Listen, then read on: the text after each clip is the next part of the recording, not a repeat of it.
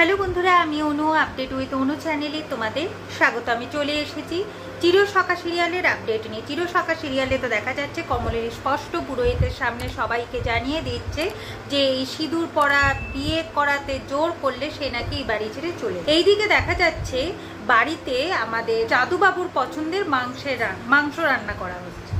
এখন কমলিনী বলে শুধু এটা জাদুবাবুর জন্য নয় তো, এটা সবার জন্য করা হয়েছে, কারণ আমার ছেলে মেয়ে সবাই এই খাবার খেতে খুব ভালো। বর্ষা এদিকে তার ভুল করে তার বাপের বাড়ি থেকে মা বাবা সবাইকে ডেকে পাঠিয়েছে, তারা নাকি আবার একদিন থাকবে, শ্বশুর মশাইয়ের সাথে সময় কাটাবে। কিন্তু সেটা তো কমলিনীকে বলবার দরকার ছিল, কারণ খাবারটা তো বানাবে কমলিনী, তাদের ঠাম্মি তো আর খাবার বানাবে না। তাই কমলিনীর কাছ থেকে পারমিশন নিয়েই না হয় তাদের ডাকতে পারতো। অন্যদিকে দেখা যাচ্ছে ক্যাফেতে আমাদের কমলিনীর বৌদি অনন্যার দলকে বলতে থাকে কমলিনী কোনোভাবেই বিয়েটা করতে চাইছে। কমলিনী মনে মনে নতুনকে ভালোবেসে ফেলে। অনেকদিন হলো তো নতুনকে এরকম আঁকড়ে ধরে বাঁচলো, এখন নিজের স্বামী ফিরে এসেছে, বিয়ে তো করতেই হবে।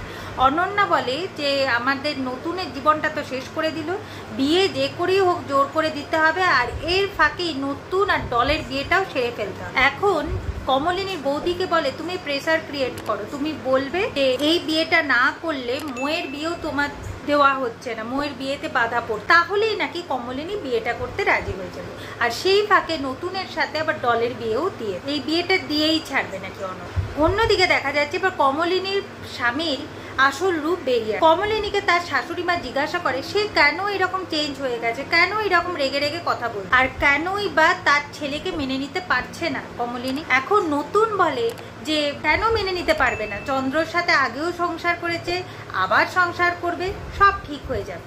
কমলিনী বলে নতুন ঠাকুরপো যে কারণে আমি তোমার কাছে সাহায্য নিতে গেছিলাম তুমি তো সাহায্য করলে না, তুমি জানো না 12 বছর পেরিয়ে গেলে সে বিয়েটা আইন সিদ্ধ না, তাহলে তুমি কেন বলছো যে আবার আমি মেনে নেবো আর সংসার করবো? আমি কালকে বলে দিয়েছি না আমি বিয়ে করবো না আর সিঁদুরও পরবো না, তাহলে কথাটা কেন বলো? ঠিক আছে তুমি না সাহায্য করলে কি হয়েছে, আমার কাকামণি আছে, আমার কাকামণির লয়ারের সাথে আমার কথা হয়ে গেছে, তার সাথেই আমি সমস্ত কিছু ঠিক করবো।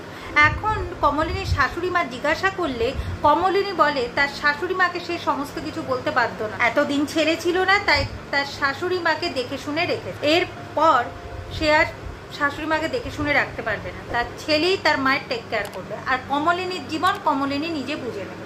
এখন কমলিনীর শাশুড়ি মা ভাবে যে বুবলাই যেটা বলছিল সেটাই হয়তো ঠিক। কমলিনী খুব রেগে যায়। কমলিনী বলে তার মানেটা কি, বুবলাই কোন কথাটা ঠিক বলেছে, তাহলে আপনি আমাকে জিজ্ঞাসা করুন যে আমার মনে কি চলছে, কোন কথাটা ঠিক না ঠিক।